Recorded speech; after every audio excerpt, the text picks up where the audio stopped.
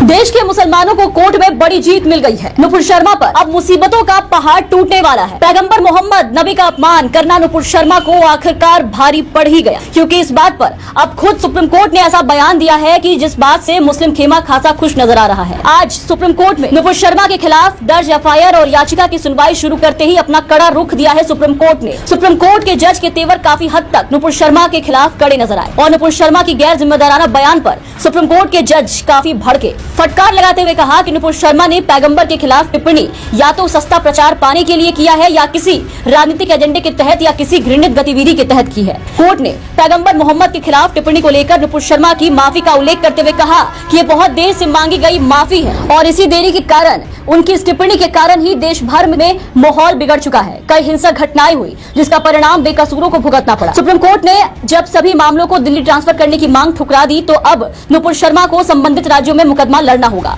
उनके खिलाफ 8 राज्यों में एफआईआर दर्ज हुई है। आपको बता दें कि पैगंबर मोहम्मद के खिलाफ टिप्पणी के मामले में नुपुर शर्मा को देश के सर्वोच्च अदालत यानी कि सुप्रीम कोर्ट से बड़ा झटका लगा है। देश के अलग अलग राज्यों में दर्ज सभी मुकदमों को दिल्ली ट्रांसफर किए जाने की मांग वाली याचिका पर सुप्रीम कोर्ट ने राहत देने से साफ इनकार कर दिया, जिसका नुपुर शर्मा को गहरा झटका लगा और इस पूरे सीन का जिम्मेदार नुपुर शर्मा को बताया है। देश में जो भी घटनाएं हुई, यहाँ तक कि उदयपुर में बीते दिन जो कांड हुई, उसका भी जिम्मेदार सुप्रीम कोर्ट ने सीधे नुपुर शर्मा को ठहराया है कि देश में आज जो भी माहौल खराब हो रहे हैं उसकी वजह बीजेपी की पूर्व प्रवक्ता नुपुर शर्मा है। सुप्रीम कोर्ट ने नुपुर शर्मा की याचिका खारिज करते हुए फटकार लगाई और कहा कि उन्हें पैगंबर मोहम्मद पर टिप्पणी के लिए देश से माफी मांगनी चाहिए। दरअसल पैगंबर मोहम्मद के खिलाफ कथित अपमानजनक बयान को लेकर नुपुर शर्मा ने सुप्रीम कोर्ट का दरवाजा खटखटाया था। नुपुर शर्मा ने याचिका दायर कर ये मांग की थी कि उनके खिलाफ अलग अलग राज्यों में जितने भी केसेस दर्ज हैं, उन सभी को दिल्ली ट्रांसफर किया जाए। आपको बता दें कि नुपुर शर्मा के खिलाफ दिल्ली, कोलकाता, बिहार से लेकर के पुणे तक कई मामले दर्ज हैं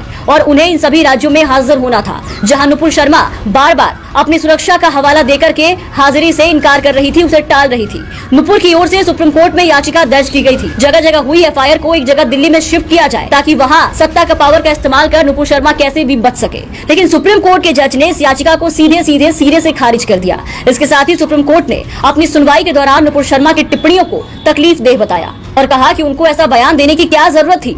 सुनवाई के दौरान सुप्रीम कोर्ट ने यह भी सवाल किया कि टीवी चैनल का एजेंडा चलाने के अलावा ऐसे मामले पर डिबेट करने का क्या मकसद था। उन्होंने चैनल को भी घसीटा जो इस तरीके के डिबेट्स करवा रहे थे। इसके साथ ही एंकर नविका कुमार पर भी गाज गिरती दिख रही है। सुप्रीम कोर्ट ने नुपुर शर्मा की बयानबाजी पर सवाल किया और कहा कि अगर आप एक पार्टी की प्रवक्ता हैं तो आपके पास इस तरह के बयान देने का लाइसेंस नहीं है। जिसके बाद कोर्ट ने इससे नाखुशी जाहिर करते हुए कहा कि उन्हें टीवी पर जाकर पूरे देश से तुरंत माफी मांगनी चाहिए थी, लेकिन उन्होंने ऐसा नहीं किया। अब सुप्रीम कोर्ट ने कहा है कि जिस तरह से नुपुर शर्मा ने देश भर में भावनाओं को उकसाया है, वैसे में ये देश में जो भी हो रहा है उसके लिए वो अकेली जिम्मेदार है। देश का माहौल खराब करने के पीछे पूरी जिम्मेवार कोई और नहीं बल्कि नुपुर शर्मा है। इसी बयान और मोहम्मद नबी के अपमान के कारण पूरे देश में हिंसा का माहौल बना और कुछ अराजक तत्वों ने रोष में आकर के कन्हैया लाल, जिनके कथित तौर पर नुपुर शर्मा का समर्थन किया था, उन्हें अपनी जान से हाथ धोना पड़ा। लेकिन अब सुप्रीम कोर्ट की सुनवाई के बाद मुसलमानों में खुशी की लहर है। जिस भाजपा की पूर्व प्रवक्ता ने उनके नबी मोहम्मद का अपमान किया था, उसे उसके किए की सजा मिलेगी और अपने देश, कानून और सर्वोच्च न्यायालय पर भरोसा है कि वो सही फैसला लेंगे।